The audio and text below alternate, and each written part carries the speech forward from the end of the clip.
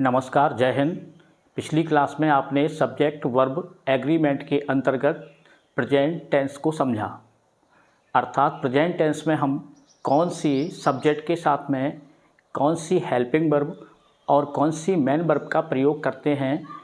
तो हमने indefinite, continuous, perfect और परफेक्ट कंटिन्यूअस जो भी प्रेजेंट टेंस के अंतर्गत सब टेंस थे, उन सब की हेल्पिंग वर्ब और मेन वर्ब सब्जेक्ट के साथ यूज करना बताया। आज की वीडियो में हम पास्ट टेंस के अंतर्गत सब्जेक्ट वर्ब एग्रीमेंट को समझेंगे।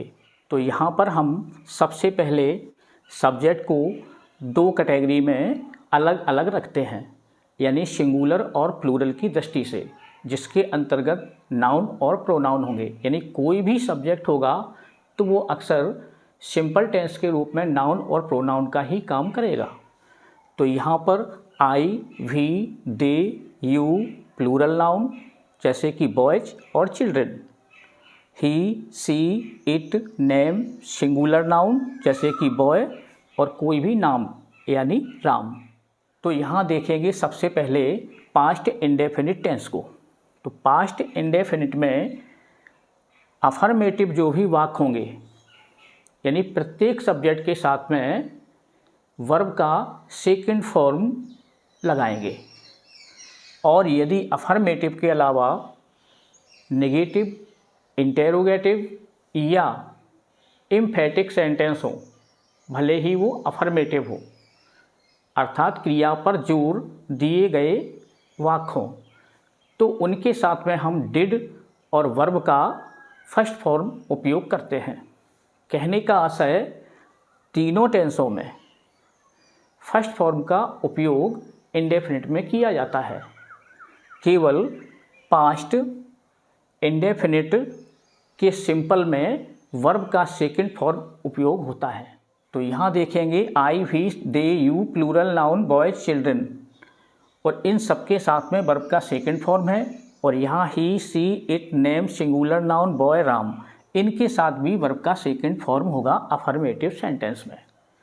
और नेगेटिव या इंटेरोगेटिव या एम्फेटिक मिले तो ऐसे वाक्यों के लिए हम इन सभी सब्जेक्टों के साथ, यानी दोनों कैटेगरी के सब्जेक्ट के साथ में डिड और वर्ब का फर्स्ट फॉर्म उपयोग करते हैं। एग्जाम्पल के रूप में, जैसे कल हमने समझाए थे कि वह विद्यालय जाता है, तो यहाँ पर पास्ट टेंस है, वह विद्यालय जाता था या वह विद्यालय गया, तो इसको कहेंगे हम ही वेंट। यानी ही सब्जेक्ट हुआ हमारा और वेंट वर्ब का, गो का सेकंड फॉर्म हुआ, तो ही वेंट कहेंगे। जैसे मैंने चाय पी ली, तो आई टुक टी। अब यदि एम्फेटिक वाक्य मिल जाए, जैसे वह विद्यालय जाता तो था, तो इसका ट्रांसलेशन करेंगे ही डिड गो टू स्कूल, तो वह विद्यालय जाता तो था। अब देखेंगे हम पास्ट कंटिन्यूअस टेंस को। पास्ट कंटिन्यूअस में हमें विशेषकर ध्यान रखना है कि आई के साथ में वाज प्रयुक्त होता है। लेकिन यदि कोई ऐसा वाक्य मिले जो हमारा कल्पना पर निर्भर हो, यानी ऐसी कल्पना जिसकी पूर्ति असंभव हो, जैसे मैं राजा होता या काश मैं राजा होता, तो ऐसी स्थिति में हम आई के साथ में वर का प्रयोग करते हैं। जैसे if I were a king, काश मैं राजा होता। और सिंपल रूप में आई के साथ में वाज का हम प्रयोग करते हैं। और अन्य सभी, अर्थात we, they, you plural noun boy, children, इन सब के साथ में हम वर और वर्ब का फोर्थ फॉर्म का प्रयोग करते हैं, अर्थात ING फॉर्म। और यदि सब्जेक्ट के रूप में he, she, it, name, singular noun, boy, Ram ये मिलते हैं तो हम यहाँ पर वाज और वर्ब का फोर्थ फॉर्म यानी कि वर्ब की फर्स्ट फॉर्म के साथ में आईएनजी जुड़ा होगा तो वह हमारा वर्ब का फोर्थ फॉर्म हो जाएगा और ये हमारा यहाँ पर वाज हो जाएगा। जैसे he was, she was, it was, Ram was, तो यहाँ वाज का प्रयोग करेंगे। अब उदाहरण के रूप में लेंगे, जैसे वह विद्यालय जा रहा था, तो वह अर्थात ही, तो he was going to school. दूसरा एग्जाम्पल लेते हैं, वे विद्यालय जा रहे थे, तो दे यहाँ पर प्लूरल है तो they were going to school. मैं विद्यालय जा रहा था तो I was going to school. अब देखेंगे यहाँ पर पास्ट परफेक्ट टेंस को। तो जिस प्रकार से पास्ट इंडेफिनिट में सब्जेक्ट और वर्ब का कोई बंधन नहीं होता, इसी प्रकार से पास्ट परफेक्ट टेंस में सब्जेक्ट और वर्ब के बीच में कोई बाउंडेशन या बंधन नहीं होता। तो यहाँ पर भी हम प्रत्येक सब्जेक्ट के साथ में सिंगुलर सब्जेक्ट हो या प्लूरल सब्जेक्ट हो, सभी के साथ में हम हैड का प्रयोग करते हैं और वर्ब का अर्थात मेन वर्ब का थर्ड फॉर्म प्रयुक्त करते हैं। तो ये हमारा यहाँ दिया हुआ है, हैड वर्ब का थर्ड फॉर्म इन सब्जेक्ट के साथ में भी और हैड वर्ब का थर्ड फॉर्म इन सभी सब्जेक्ट के साथ में लगाते हैं।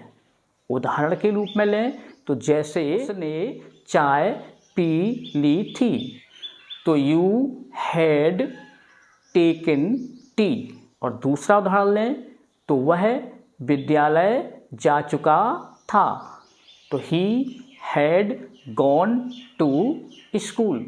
वे विद्यालय जा चुके थे तो they had gone to school. मैं विद्यालय जा चुका था तो I had gone to school. तो यहाँ पर कोई भी सब्जेक्ट हो, सबके साथ में हैड वर्ब का थर्ड फॉर्म प्रयुक्त हुआ है। अब देखेंगे हम परफेक्ट कंटिन्यूअस टेंस को।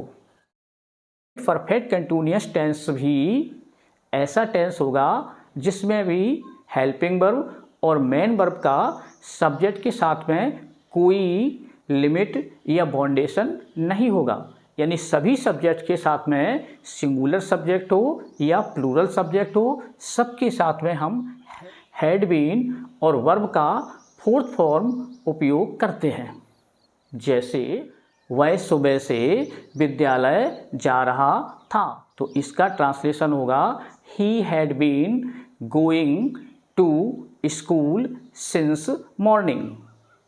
और यदि दूसरा उदाहरण लें, वे लंबे समय से मुझे पत्र लिख रहे थे, तो वे अर्थात they had been writing me a letter लंबे समय के लिए फॉर अ लॉन्ग टाइम।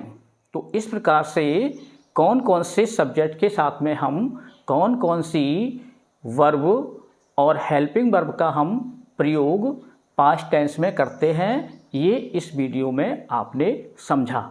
उम्मीद करते हैं कि वर्ब सब्जेक्ट एग्रीमेंट को पास्ट टेंस के अंतर्गत आपने अच्छी प्रकार से समझ लिया होगा। अगली क्लास में हम फ्यूचर टेंस के साथ में सब्जेक्ट वर्ब कॉम्बिनेशन को समझेंगे। वीडियो अच्छा लगा है तो आप लोग लाइक करें और कमेंट में बताएं, और चैनल को यदि अब तक सब्सक्राइब नहीं किया है तो सब्सक्राइब भी कर दें और अपने मित्रों में वीडियो को शेयर करें। देखने के लिए धन्यवाद।